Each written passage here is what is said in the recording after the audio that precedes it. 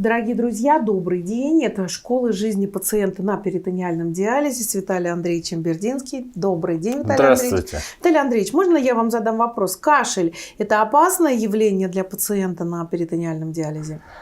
Естественно, как и для любого человека, да, кашель не является нормой. Для наших пациентов постоянный хронический кашель, да, может привести к такому осложнению, как развитие какой-либо грыжи. Да, что помешает, да? Что помешает проведению нормальных процедур. Да, поэтому наличие кашля хронического у нашего пациента требует диагностики. Да, какое заболевание приводит к этому кашлю и естественному лечению.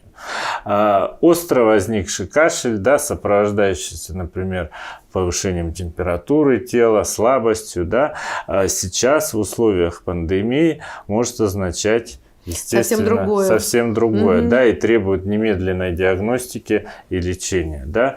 Поэтому всем пациентам, да, находящимся на любом виде заместительной почечной терапии, мы рекомендуем немедленное обследование в плане наличия новой коронавирусной инфекции, да, и при ее подтверждении, естественно, госпитализации и лечения.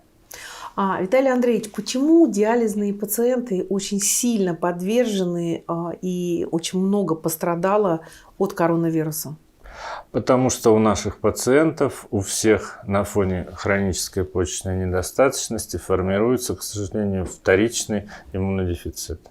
То есть это очень ослабленные люди, которым нужно, беречься, можно беречься, и все равно ты не знаешь, да, в какой момент это может с тобой случиться. Скажите, сегодня много говорят о вакцинации, многие боятся, и многие главные специалисты рекомендуют как меньше из зол. Что думаете вы?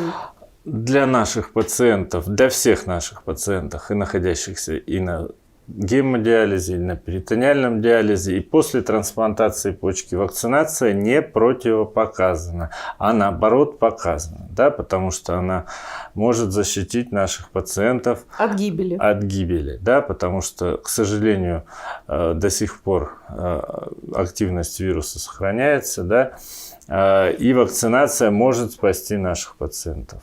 Она не опасна, да, и осложнений каких-либо, многих пациентов мы уже вакцинировали и после пересадки почки, да, и на перитонеальном, и на гемодиализе.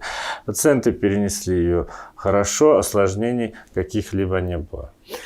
Еще такой вопрос возникает. Есть ли практика, много сейчас говорят об осложнениях после прививки, есть ли практика приема каких-то препаратов во время прививки, до введения прививки, после каких-то таких защитных? Возможно, при появлении каких-то таких продромальных явлений, то есть незначительное повышение температуры там, после вакцинации, там, скажем, прием каких-то жаропонижающих, парацетамол или не более того, да? Да, этого бывает достаточно.